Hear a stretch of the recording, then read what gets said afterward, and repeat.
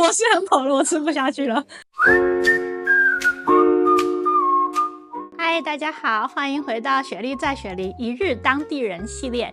今天我们要去的是 Burwood。为什么要去 Burwood 呢？因为 Burwood 那里真的是超多好吃的，很适合我这种吃货去住，所以是我自己私心想要去。那 Burwood 那边为什么这么多好吃的呢？因为根据2021年的统计， Burwood 那边 culturally background 是华人的人口高达49%，跟整个新州的7%多比起来，真的是非常的高。所以那边的亚洲食物你就知道有多好吃了吧？那我们就一起去 Burwood 看看有什么好吃的，然后回答我们的2个问题。Burwood 适不适合去旅游？适不适合买房来住呢？那我们就一起出发吧。从 Burwood 火车站走出来之后，走一段非常小的距离，马上就可以在火车站的对面看到这个唐人街。Burwood 这里本身就华人很多，是个大型的 Chinatown， 但它这边特别还有一个地点，就叫唐人街 Chinatown， 里面有非常多好吃的，就在我后面这边。等一下我们可以来一起品尝。我先带大家一起去了解一下 Burwood 的历史。这里真的是非常多的华人，也有很多的这种超市，然后还有针灸，太有趣了吧！在这边生活非常方便。到处都是中文啊！有时候生活在雪梨，真的不觉得自己生活在西方国家，因为这里大多数是中餐，很多东西其实台湾是没有的，所以真的会常常觉得自己是不是去了中国，或者是去了马来西亚、新加坡，完全不觉得自己活在西方国家。在这里不只吃东西方便，就连要看牙医或是要看验光师都非常的方便，都有中文的。我觉得这里比市中心的那个 Chinatown 更像 Chinatown， 你们说呢？从 Burwood 站下来，一边是唐人街美食广场那边，那另外一边就是 Westfield 这一边。那在 Westfield 这个百货公司的对面呢，就是 Burwood Park， 是 Burwood 的起源。我们一起去看看吧。现在在我身后的就是 Burwood Park， 是一个非常大的公园。其实 Burwood 最早的起源是在1800年的时候，英国政府把相当于现在1/7 Burwood 的这块土地给了一个英国上尉。叫做 Thomas Rowley。Thomas Rowley 的家乡在英国有个公园就叫做 Burwood Park， 所以他就把这个地方命名为 Burwood， 这就是 Burwood 的起源。你能想象当时英国政府把相当于今天 Burwood 行政区大概1/7的土地就这样给了这位上尉，位置大概就是这座公园的位置，是不是很夸张？如果你今天拥有 Burwood 1/7的土地，你应该疯了吧？公园真的非常的大。是这个 Burwood 上尉呢，大概在拿到这块土地的7年后之后就死掉了。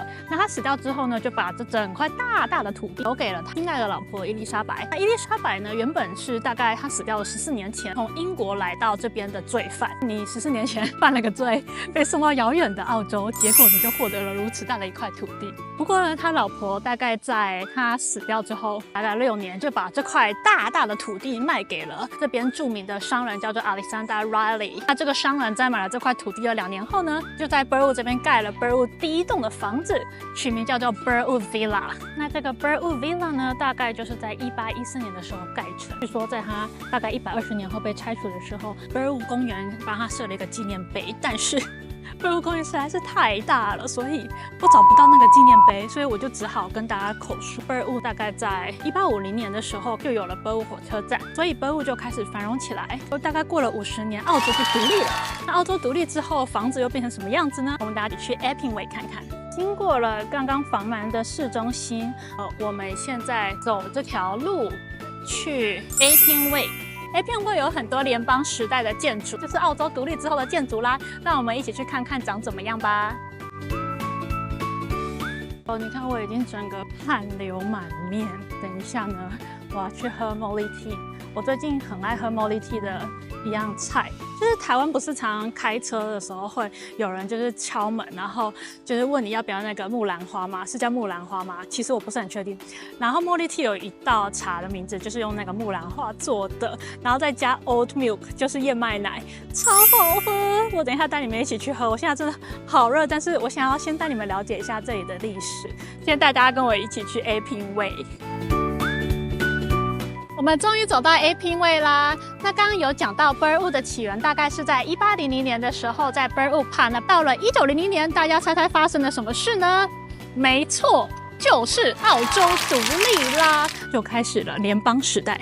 那很多人就盖自己的房子，因为大家觉得我们终于不再是殖民地，我们终于可以有自己的地，所以大家就争相的盖红色的大砖大瓦的大房子，更有澳洲本土味。以台湾的方式来讲，就是比较台啦，但不是台湾的那种台，就是比较澳啦。就是比较澳洲式，很多红砖大瓦的房子，而不像我们上一集去 Surrey House 看到的那一种维多利亚时代的精致的房子。那 AP Way 整条街都是保存了那个年代的联邦式建筑的房子。走来这条街就有种穿越到120年前的感觉，因为现在是2025年嘛。那这边的房子大多都是1901年的时候澳洲独立的时候刚盖好的房。我们大家来复习一下历史，澳洲是哪一年独立的呢？就是1901年1月1号啦，所以这边的房子呢，就是125年前的房子。如果一个代是30年的话，120除以30，这大概有4代了吧。所以说那个时候的房子，现在可能已经传到孙子的孙子了，非常值钱。我们现在从 AP Way 回来，又回到了这个 Burwood Park。为什么呢？因为我们要去看房，那个房在 Westfield 这一面，所以中间又经过了 Burwood Park， 所以我们现在就一起从 Burwood Park 走过去看看。今天要看的这栋房子呢，从 Westfield 走过来大概要15分钟左右，快要到要看的房了。到了，这栋是3房2卫，1个停车位。拍卖价格是180万澳币。我们终于回到市区啦！我想要来喝的这一间 Molly Tea 就是要喝它的木兰花燕麦奶，结果它还没开门。哎，那我们去喝看其他间吧。我们现在去 Burwood 的 Chinatown 唐人街一起吃美食。周杰伦不是有首歌叫《七里香》吗？然后七里香这间店的旁边呢，就是周杰伦开的 Machi Machi。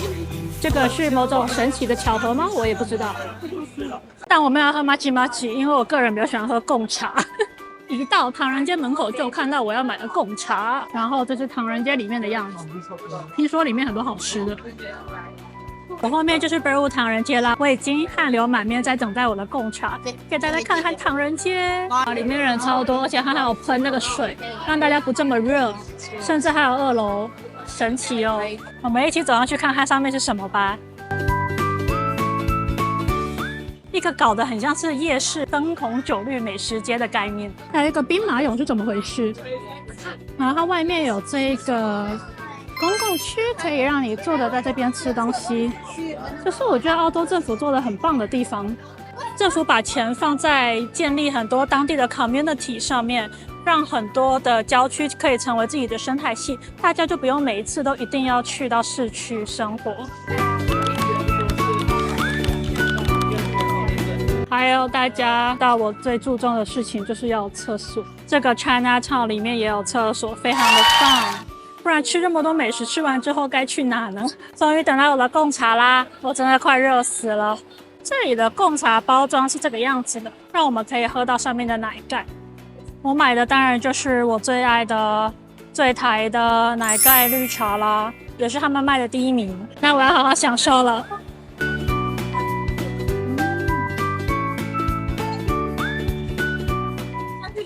这个大尖层有克斯芙蕾，看起来也非常的好吃。唐人街中庭其实有一个食物广场，晚上会变成夜市。这个广场可以连到楼上去。走到楼上之后是这一块大块的 food court， 这就是我们刚刚来的2楼的地方。既然有来自台湾的便当，我点了后面这一间的冠之臭豆腐。这个臭豆腐长这样，跟台湾的不太一样。老板娘超快，我大概点完1分钟内就好。是咸的感觉跟辣的感觉居多，但是台湾有一种甜的感觉，这边比较没有。因为我也不知道中式臭豆腐应该是什么味道，所以很难比。我个人是比较喜欢台湾的啦。因为实在是太热了，我就来老虎堂买这个西瓜汁，今天喝的第2杯饮料。超级大杯的老虎堂的西瓜冰沙来配臭豆腐，不然真的是热到吃不下。除了唐人街以外 ，Burwood 其实也有很多好吃的店在唐人街外面。比如说我身后的这一间石锅先生，常常都要大排长龙。还有我们等等要去吃一个榴莲包，那间也是非常的有名。是我后面这一间 Maria Bakery Inn， 它里面有榴莲包，它这个榴莲包超大的，我撑满了我整个手。莫名其妙的有这个座位区，我就把我的包放在这边。我走了大概10秒就看到一区座位区，好幸运哦！它里面是长这个样子，有2层榴莲。我平常不太是会吃榴莲的人，但是我也不排斥榴莲的味道。吃下去就是冰冰的，然后榴莲味很重，会融化的感觉。我觉得爱吃榴莲的一定会觉得很好吃。那不爱吃榴莲的呢？这真的榴莲味很重，所以请大家斟酌。那我呢？我是觉得还不错，但我觉得它有点太大了，我应该吃不完，所以剩下的我就带回家。我现在来到渔人码头，渔人码头是可以吃米线的地方。那我们等一下就来看看有什么好吃的。青椒肉丝，来去看看。好好吃。凉粉，那吃一个，还好。还没有丝瓜啦，推丝瓜。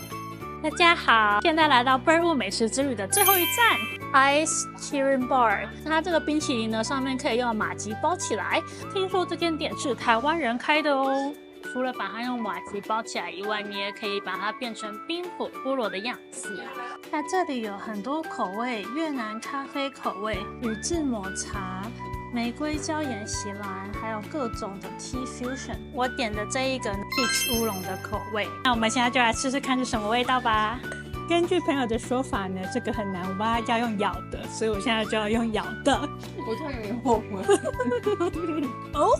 其实它这个就变成是乌龙奶茶的意思，因为它里面有奶，但是很甜，就是全糖的蜜桃乌龙奶茶变成冰。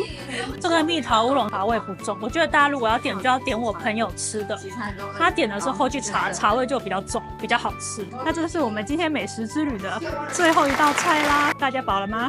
我是很饱，我是很饱了，我吃不下去了。那我们今天的 Birdwood 之行就到此结束啦。不免俗都要来回答我们的2个问题。第一就是 Birdwood 适合来旅游吗？如果你是个吃货，那我觉得蛮适合来的，但是并没有什么特别的，就是观光区。那即使是 Epping Way 那种历史保留区，现在也都是私人住宅区，不是特别的旅游区。所以旅游我是觉得搜来，不一定要来。那如果买房或是居住的话，我个人是蛮推荐来这边买房跟居住的，因为这边很多华人，所以买日常用品都很方便。除了它中间的那个商业区以外，旁边的住宅区其实是蛮安静的。唯一的缺点就是现在这边很贵了，所以要买房不一定买得起。但是如果有那个钱的话，还蛮推荐住这一区。这边也是有一些很好的学校，譬如说 Birdwood Girls High School。最近有一件有趣的事情，就是澳洲政府想要在2025年的时候把这个女子学校呢变成 co-education 的 school， 就是变成2个性别都有。那想当然当然女子学校的人就反对啦。我自己也是女校过来人，我之前是念雄女，我真的是超级享受只有女生的学校，我完全不会想跟男生合校，因为只有女生的话就很自在。像我们班的人之前体育课上完课就直接在教室换衣服，如果有男生在的话，这种事情就没有办法做。而且我觉得有男生在的地方，女生好像会比较没自信，所以有可能就没有办法专注在课业上面。所以我自己也会是反对的。反正这就是一个小趣事，之后到底会不会成功呢？我也不知道。不过Birdwood这边因为华人很多，所以学校也都还不错。所以我觉得如果有那个钱的话，这边是还蛮适合买来自住的。你会想来Birdwood旅游或是买房吗？记得留言告诉我。那今天的分享就到这边。如果喜欢我的频道，记得按赞、订阅、追踪，记得按赞、订阅、追踪。我们就下次见啦，拜拜。